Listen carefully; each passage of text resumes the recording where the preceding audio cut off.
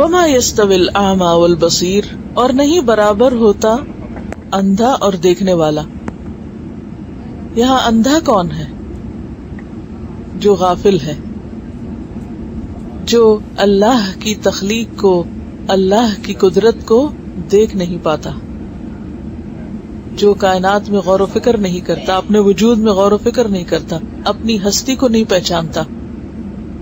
تو وہ کیا ہے؟ دراصل دیکھنے کے باوجود اندھا ہے. والبصیر، اور دیکھنے والا. اور یہاں دیکھنے والے سے مراد کون سا دیکھنے والا ہے؟ جو کسی بھی چیز کی حقیقت کو دیکھ سکے، اصلیت کو دیکھ سکے. والذین آمنوا، اور نہ برابر ہو سکتے ہیں ایمان والے، وعملوا الصالحات، اور اچھے عمل کرنے والے، ولا المسیء، اور نہ بدی کرنے والا. لا یہاں پر زائد ہے. یہ ایسے ہی ہونا چاہیے تھا نا، جیسے اوپر وما یستوی الاعمی والبصیر، تو یہاں بھی ہونا یہ چاہیے تھا والذین آمنوا وعملوا الصالحات والمسیء، کیونکہ دو میں کمپیریزن ہو رہا ہے. لیکن لا زائدہ، اور زائد کیوں آتا ہے کلمہ؟ تاکید کے لیے، کیونکہ محسن کے مقابلے میں مسیء جو ہے وہ رد کرنے کے قابل ہے، تو اس لیے اس کے اوپر لا لگا دی گئی. جیسے جو بھی پروہیبٹڈ ایریا ہوتا ہے تو کیا ہوتا ہے؟ بڑا بڑا ریڈ نشان لگا ہوتا ہے. تو یہ دونوں برابر نہیں ہوتے. کون؟ ایمان لا کر اچھے کام کرنے والے اور برے کام کرنے والے. قلیلا ما تتذکرون، کتنا کم ہے جو تم سمجھتے ہو، بہت کم تمہیں بات سمجھ آتی. تو ایک طرف متکبرین ہے اور دوسری طرف حق کا پیغام پہنچانے والے، ایک طرف ایمان لانے والے اور عمل کرنے والے، اور دوسری طرف کفر کی حالت میں برے برے کام کرنے والے.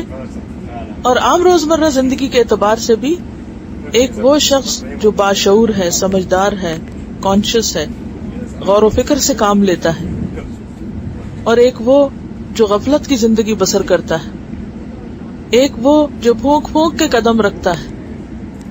وہ صبح اٹھتا ہے تو سوچتا ہے کہ مجھے کون سے اچھے کام کرنے اور کن کن برائیوں کو اپنے سے نکالنا ہے. اسے اٹھتے بیٹھتے اپنی غلطیاں نظر آتی اور وہ اچھے کاموں کی تلاش میں رہتا ہے. اور ایک وہ جس کے لیے اچھا کرنا اور برا کرنا دونوں برابر ہیں. تو یہ دونوں رویے اور دونوں کردار اور دو قسم کے لوگ ایک نہیں قرار دیے جا سکتے.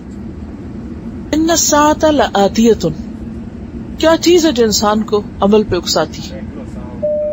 موت کا احساس، قیامت اور آخرت کا خوف. لا ریب فیہا، اس کے آنے میں کوئی شک ہی نہیں. ولکن اکثر الناس لا یؤمنون، لیکن اکثر لوگ مانتے ہی نہیں. اتنی یقینی بات کو لوگ مان کے نہیں دیتے. وقال ربکم ادعونی، اور تیرا رب کہتا ہے پکارو مجھ کو، دعا کرو مجھ سے. یہ حکم ہے رب کا، اللہ تعالی کا فرمان ہے، کرو. استجب لکم، میں جواب دوں گا تم کو، مانگو تو صحیح. ان الذین یستکبرون عن عبادتی، یقیناً وہ لوگ جو میری عبادت سے تکبر کرتے ہیں، اور عبادت سے مراد یہاں دعا ہی ہے، کیونکہ دعا جو ہے افضل العبادت ہے. ان کا انجام کیا ہے؟ سیدخلون جہنم داخرین، ان قریب وہ داخل ہوں گے جہنم میں ذلیل و خوار ہونے والے. داخر کا لفظ جو ہے دال خے رے سے ہے، دخرن. اس میں 3 معنی پائے جاتے ہیں، عاجزی، ذلت اور حقارت. دخرن میں کیا کیا آتا ہے؟ عاجزی، ذلت اور حقارت. یعنی جب وہ جہنم میں ڈالے جائیں گے تو بالکل بے بس ہوں گے، کچھ نہیں کر سکیں گے. آج تو بڑے 30 مار خان بنے ہوئے ہیں اور تکبر کرتے ہیں اور اپنے آپ کو بڑی چیز سمجھتے ہیں، اور اس کی بھی انہیں ضرورت محسوس نہیں ہوتی کہ وہ اللہ سے کچھ مانگے، کیونکہ اس سے بھی ان کے تکبر اور غرور کو فرق پڑتا ہے. لیکن کل وہ بالکل بے بس ہوں گے، بھیگی بلی بن جائیں گے اور پھر ذلیل ہوں گے. ظاہر ہے کہ جو جہنم میں جائے اس کے لیے کوئی عزت کا مقام تو نہیں.